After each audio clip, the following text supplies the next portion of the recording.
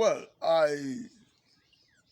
the confused state of Africa, what we are faced with in Africa today is caused by leadership. Leadership. Now, I wonder if Africans are actually looking at things the way they are, the issues the way they are, confronting African people, making African people to look so ordinary before the world. And that's why I want to speak on the message I titled The Confused State of Africa. One may wonder the confused state of Africa. Today, African land is a dumping ground. African land is a land of massacre. African land is a land of deceit. Africans are known as the most corrupt people in the world. But some of these issues are not from the masses. The leaders in Africa are the ones who are corrupt. Now, bringing it to the masses of Africa, you see that citizens of Africa are now being relegated to the state of nobodies. Some of these people are dying of hunger, and you tag them corrupt people. And that's why you see African people running from this pillar to the other pillar, to the other post, to the other post. Why? They are looking for airmeat. Africans, if you see the way they are being ransacked in overseas airport, you wonder, what is happening? Are these people human beings? And the leaders are watching. Leaders are seeing it. Leaders are there, still going to overseas to beg for money, ask for loan. And my question is, where do we go from here? When you talk about corruption, you will see some African leaders that has been in office for 40 years. You see some African leaders that have been in office since I was born, and they are still there. What are they doing? They have failed.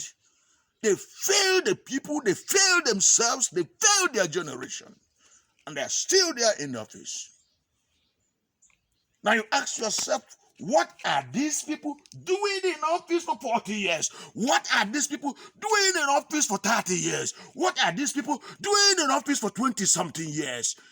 What are they doing? And Africa is in this state. Election in Africa is nothing to write home about. It's selection. Take, for instance, my country, Nigeria. There is what is called vote buying. Vote buying.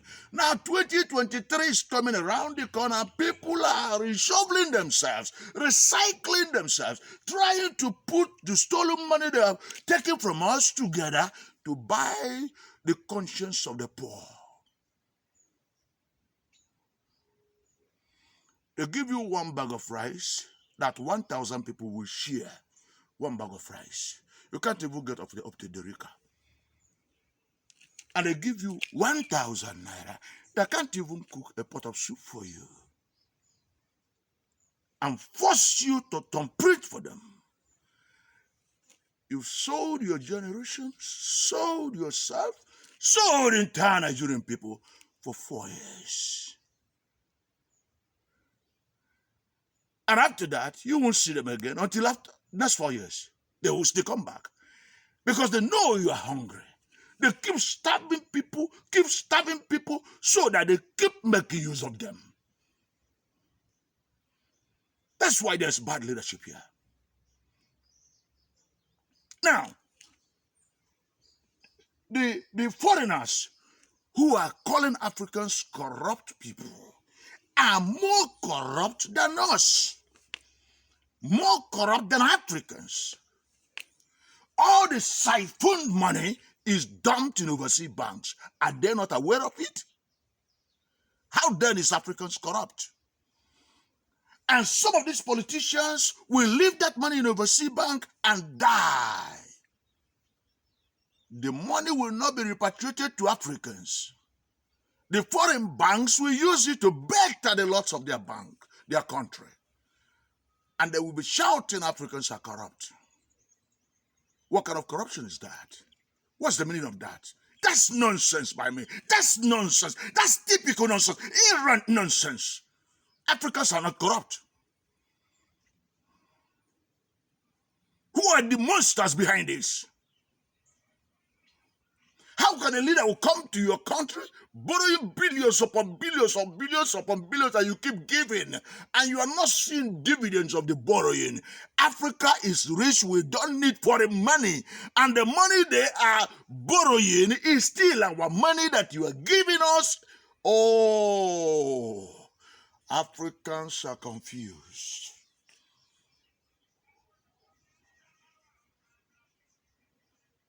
What a situation. What a confusion. What a misnomer.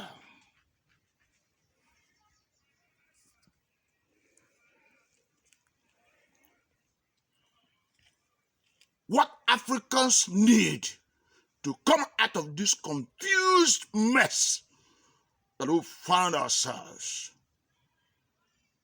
is that Africans need to make sacrifices. Number one, sacrifice. Talk to yourself, talk to your family, talk to your brothers, your sisters, your kinsmen. We can no longer take money from politicians. We will vote for conscience sake and we will defend our votes. Number two, get ready that whatsoever they want, you give it to them. You're going to cast your vote. You're going to stand and make sure that your vote counts. Number three,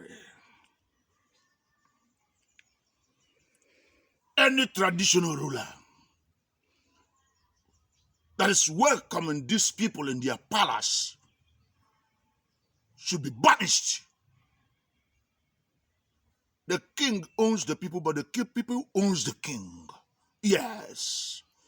If the king is mortgaging the destiny of people for his own selfishness, it should be banished. Yes. Any leader that is not leading well should be dealt with. That's how to bring peace. That's what will bring peace in our land. That's what will bring peace in Africa. That's what will make African people good people. That's what will make African people to look like people. People that never like us. They see our skin, the colors monkey, and they come to Africa and they take our money, take everything that belongs to us, and get to their countries and begin to support bad leadership to destroy us. Africans are not fools. I want to end it here this moment, but I want to warn that the peace of African man is non-negotiable. No more will African people die for politicians who are corrupt. No more will African people die for those conscienceless politicians that never like us. African people will no longer die for them. No more will African people play no man role, stupid role, fifth class role to their fellow human beings. No. We are good people. We shall remain good people. Take it from me. God bless you.